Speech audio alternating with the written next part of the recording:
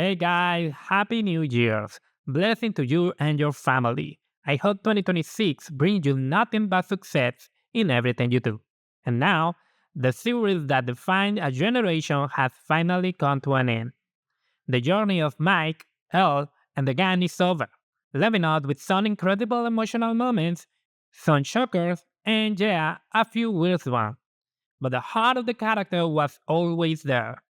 However, the ending took on a turn that, to my surprise, made the show super controversial. We went from a modern sci-fi masterpiece to people losing their minds over one specific scene.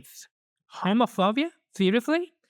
Did the show suddenly become propaganda and stop being sci-fi? In this video, I'm giving you an objective look at whether the Stranger Things actually went to a trash or not. A spoiler alert, people are idiots. To start, we had to ask, where do these hate trains even come from? Why do people suddenly dogpile on a show? At the start of the month, we saw the same nonsense with Avatar being called a failure. Reporter kept asking James Cameron what he'd do if it flopped. If it's a genius like him cares. Surprise! Avatar 3 is already closing in on a billion at the box office. Now look at how weird this is with the Stranger Things. Right when the scene with willpower became the most epic talk about things for weeks. His confession scene happens, and suddenly the whole show is trash. Now people are claiming it's not just that scenes. They're saying the show was mid overall, or too simple. They're just parroting the same talking points with no real genuine critique. And I had to wonder, yeah, there's clearly some homophobia at play here, but is someone paying people to repeat the exact same scripts? Why does everyone suddenly hate the Stranger Things? The finale gives us some legendary moments, but it's also very introspective. Take the Nancy and Jonathan scenes, it was deep, and it even ended their relationship. Nancy has always been this empowered, wild spirit, and you can't critique that. But most people don't even know what they're watching. Then you got Max and Lucas in the hospital chase. Both scenes give you a goosebumps, but at the climax you kind of know they're safe because of the trailer and the narrative tropes. You know someone's coming to the rescue. And honestly, that is a valid criticism. In the final stretch, the stake didn't always feel life and death. Still, the execution was solid. If you loved this character, you felt that tension, even if just for a second. There were of moments like this, Dustin and Steve, but a moment that felt even more anticlimactic than Will's confession was the Jonathan and Steve reconciliation. It made sense for the story, but it dragged on. They were rivals turned alike, and while they didn't need to be besties, that bond was necessary to fight Vecna. Still, the scene just didn't land for me, and they barely interacted after that. That scene you can actually criticize for being too long. But guess what? Most people don't have their own opinion. They just repeat what they hear. Of course, there were intimate moments that actually hit. Dustin's speech, Mike's apologue, and that moment between Hooper and Mike. Hooper telling Mike he has two choices. Let himself be destroyed by L death. We'll get to that, take it easy, or keep moving forward coming from a man who has lost everything that was powerful. The character growth was real. Now let's talk about the deal breaker. Will confession.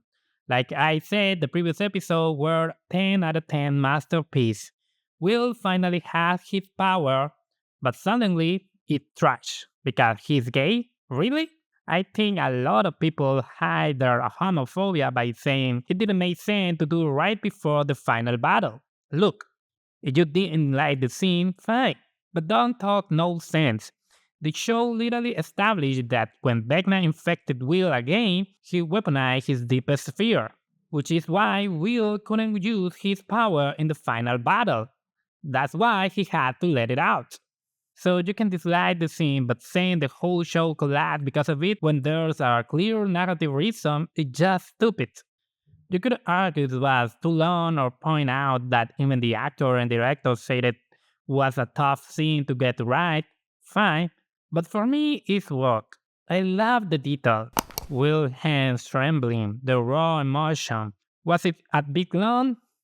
Yeah, did I care? Not at all. What I didn't do was make sick videos claiming the show failed because of it. Some creators didn't just say they disliked the scene, they started hating the entire season out of nowhere. Honestly, screw you. There's so much hidden bias in those reviews. And yeah, there's some wokeness, if you want to call it that, but nobody complains about. Empower Nancy. Instead, they go for the low hanging fruit. Suddenly, a season that everyone loved 2 weeks ago always sucks and had plot holes. It's a total madness. Draw the comment and let me know what you think. Now for the epic stuff. Elle versus Vecna. The assault on the Upside Down. It ends with a Kylie's death.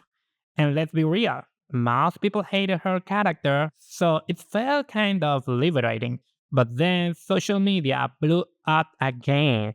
Since when it happy ended a bad thing? Only a few shows had the guts to kill off their leaks. Welcome to Derry did it, and even that show isn't perfect. It got slow toward the end, and that scene where Leroy shot it in the head to stun him for 10 minutes was ridiculous. Because, so the loser just needs gun this whole time? How didn't they think of that? Because they're stupid. Every show has a flaw. Welcome to Derry is not the section. You can see my full review on the channel and talk about flaws. In the other dimension, yeah, the lack of the Demogorgon was a bit of a letdown, but in exchange we got that massive final boss. The CGI was incredible, a straight up movie quality. You couldn't spot the green screen here and there, but for TV, it was top tier. I take that giant monster over a few Demogorgons any day. Vecna was brutal. His death was satisfying. He didn't fall into the redemption arc cliche, and they even tried. He stayed evil until the end. It was medieval justice. Even Joy hesitated, but Vecna was pure malice, and I love that. Now the big question. Did 11 actually die? This is the most controversial part for me, and personally, I hate open endings. Here, it doesn't feel clever, it feels lazy. Just commit. Did she die or not? Leaving it to the audience feels like a cop out. Logic wise, Callie survived for 20 minutes after being shot so Elle can escape? I don't buy it. The lab collapses, Elle should being crushed instantly. The show contradicts its own logic just to force an open ending, and that is a legitimate plot hole. In the end, the audience decides. Her friends believe she is alive, making it bittersweet. If she's dead, it's a hero sacrifice. If she's alive, it's still sad because she'll never had a normal life with his friends. And the series ends with these Dungeon and Dragons scenes Will wrote, which make people think that the whole thing was a game. But I think that's just an Easter egg, so calm down. Please, many think the spin-off will be about Will's sister, but the Duffer brothers say it'll be something totally different. The show has flaws, obviously, but the execution of this final season was outstanding. It was emotional, and that what counts. You aren't sitting there thinking this is garbage while you watch it. The ending breaks your heart regardless. For me, it's a bittersweet happy ending. 80% happy. You don't need a total bloodbath for a final to be good. I'm giving the series an 8 out of 10. Both the season and the show as a whole are sci-fi classic that stop the landing, even if a hate trend is trying to overshadow it. Let me know your thoughts in the comments. Check out my Welcome to the review to compare, and I'll see you in the next one. And guys, Happy New Year, Happy 2026, and see you in Welcome to Darren. Bye bye.